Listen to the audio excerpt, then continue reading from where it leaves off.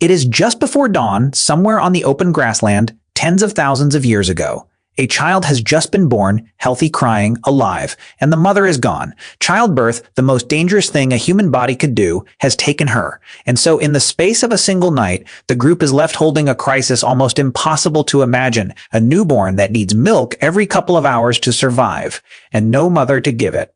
There is no formula. No bottle warming on a counter, no hospital, no doctor, nothing the modern world would reach for in this moment.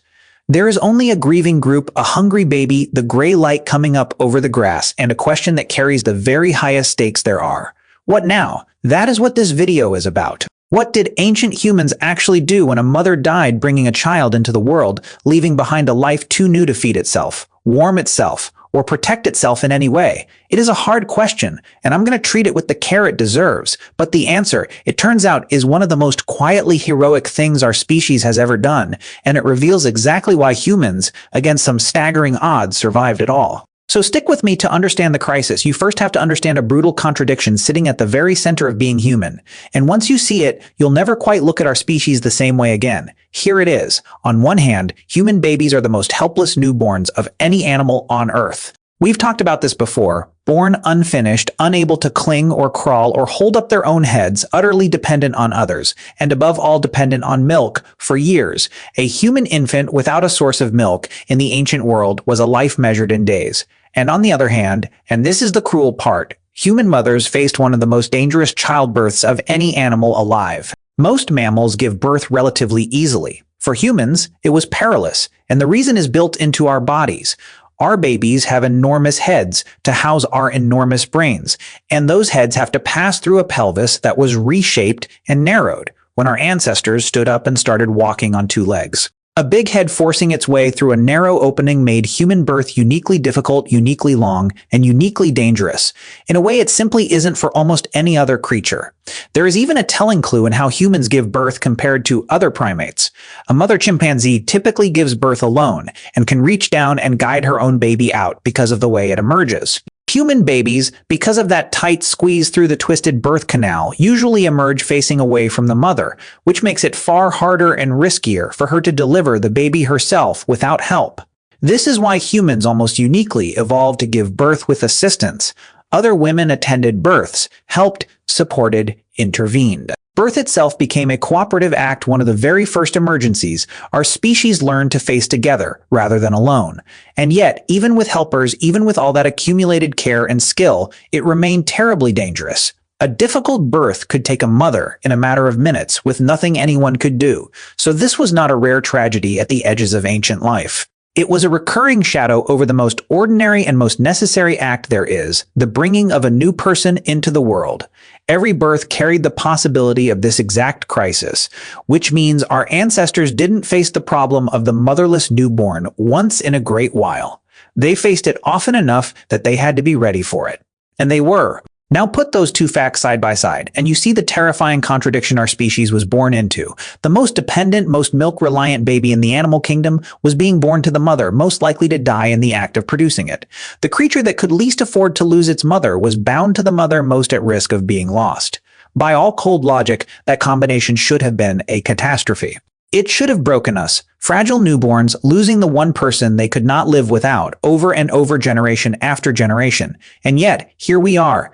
Billions of us, which means our ancestors must have solved it. Somewhere in the deep past, faced with this impossible problem again and again, humans found a way to keep a motherless newborn alive. So how? That is the real question. And the answer starts by throwing out an assumption almost all of us carry. The assumption is that, for an ancient baby, losing your mother meant losing everything. That a newborn whose mother died was simply doomed, too fragile, too dependent, with no possible substitute for the one person who made it. It feels obvious. It feels like it must be true. And it is far more wrong than right, because human beings, almost uniquely among animals, had built something that most creatures never had: a backup. A whole web of care surrounding every child, so that the loss of any single person, even the mother, did not automatically mean the loss of the child. Not always. I won't pretend the ancient world was gentle, and we'll get to its hardest truths.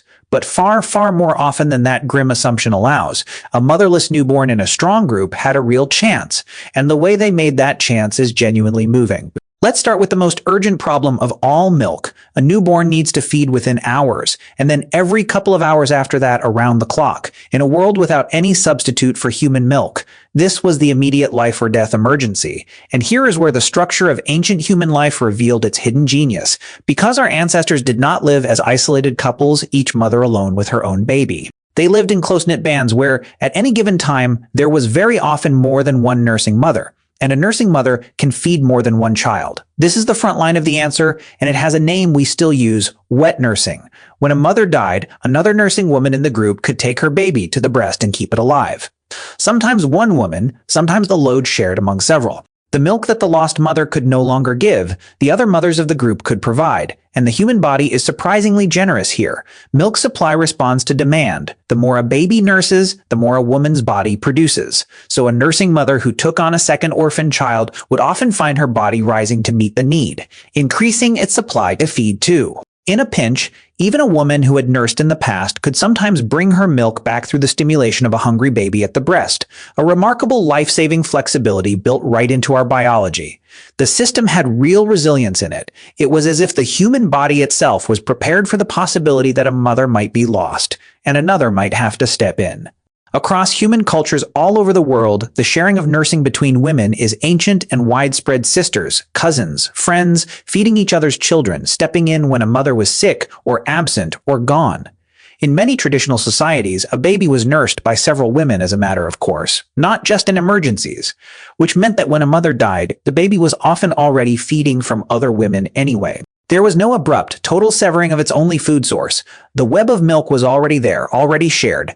In a band where the women's lives were this deeply intertwined, the death of a mother triggered something that was almost reflexive. Another woman, or several, simply took over the feeding. The newborn that should have been doomed found, instead, another warm body and another source of life. The community itself became the mother's milk. But feeding is only the first problem. A baby needs far more than milk. It needs to be carried, warmed, soothed, watched, protected, taught years and years of constant care.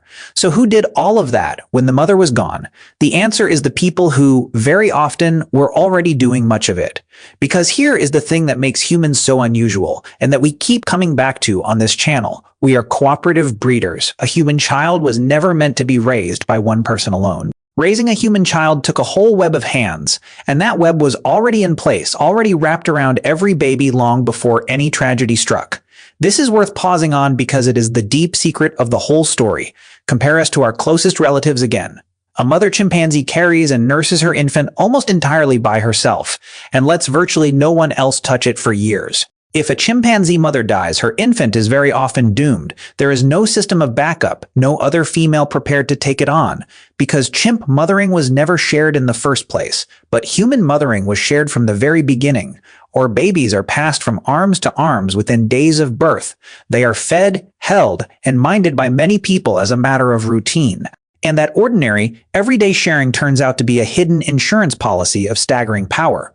Because a child raised by many is a child who can survive the loss of any one of them. In other words, the very feature that let humans raise such expensive, slow-growing, big-brain babies in the first place, the sharing of care across a whole group, was also by its nature the thing that protected those babies when the worst happened. We didn't evolve cooperative breeding in order to handle the death of mothers, but once we had it, it meant that the death of a mother, devastating as it was, did not have to be the death of her child. The safety net was already woven every single day for entirely ordinary reasons. It was simply there to catch the child when the unthinkable came. So when a mother died, the child did not fall into a void. It fell into arms that were already there. The grandmother, very often, was first. We've talked before about the strange and beautiful fact that human women live for decades after they can have children of their own, and about the leading theory for why that grandmothers were enormously valuable as caregivers raising the survival of their grandchildren. A grandmother who had already raised children, who knew everything there was to know about keeping a small human alive, was often the one who stepped fully into the gap. In countless human societies across the whole world, the grandmother raising a motherless grandchild is one of the most common and most powerful patterns there is. It is quite possibly one of the very reasons grandmothers exist at all. Think about how extraordinary that idea really is. In most of the animal kingdom, a female reproduces until she dies. The long human post-reproductive life. those decades a grandmother lives after her own childbearing is done, is genuinely unusual, and it demands an explanation. And the best one we have is care. Researchers studying both historical records and living communities have found, again and again, that the presence of a grandmother measurably improved a child's chances of survival. A grandmother wasn't a spare part of the family. She may have been a load-bearing pillar of human survival itself, and never more so than in the moment a mother was lost. Evolution, in a sense, may have built the grandmother partly for this exact emergency. A second mother already there, already devoted, ready to catch a child who had no one else. And around the grandmother, the rest of the web closed in. Aunts who were often already helping to carry and feed and mind the child. Older sisters and brothers who in foraging groups did a remarkable amount of the child care. A motherless infant might be carried for much of the day by an older sibling barely more than a child themselves. The father, who in this moment often had to become something more, not just a provider, but a central, hands-on parent, carrying and tending in a way he might not have before. And the unpartnered adults, the ones without children of their own, whose spare hands and spare hearts we've talked about before. They too could pour themselves into a child who suddenly needed everything. And something tender happens when a person takes on the daily, hourly care of a baby, feeding it, warming it, soothing it through the night. They bond to it. The very act of caregiving forges love. So a grandmother, an aunt, an older sister who stepped in to raise a motherless child did not stay a substitute for long through. The thousands of small acts of care, they became in every way that mattered, that child's parent. The baby was not merely kept alive as a duty, it was folded into a new center of love. This is something humans do almost effortlessly, and it is rarer in the animal world than you might think. We readily deeply attach to children who are not biologically our own, and we will sacrifice for them as fiercely as for any child of our body. A motherless baby in a healthy ancient band was not one person's catastrophe to bear alone. It was the whole group's child now. The loss was shared, and so was the care. And that sharing is the thing that kept the baby alive. Now I promise to treat the hard parts honestly, and I will, because they were real. This did not always work. In a smaller or weaker group, there might not have been another nursing mother. In times of famine, of hardship, of a band already stretched to its limit, a motherless newborn faced terrible odds, and sometimes there was simply nothing that could be done. And the death of a mother was, beyond the practical crisis, a devastating loss, a grief that fell on a partner, on children, on a whole group who loved her. The older children she left behind lost the center of their world. A partner lost the person he had built his life around. The whole band lost a member whose hands and knowledge and presence had mattered. I'm not going to dwell on the darkest outcomes because they deserve quiet rather than detail. The tenderness and the resilience were real, so was the loss. Holding both is the only honest way to see our ancestors as the full human beings they were. But here is what nobody tells you. Here is the thing I most want you to carry away from this. The remarkable fact is not that ancient humans sometimes lost these babies. Of course they did. The world was harder than we can imagine. The remarkable fact is the system itself that our species had built, deep into the very structure of how we live, a defense against this exact catastrophe. We are perhaps the only animal that comes pre-equipped with backup parents, a web of care so wide and so deep that no single life, not even the most important one, was the only thread holding a child to the world.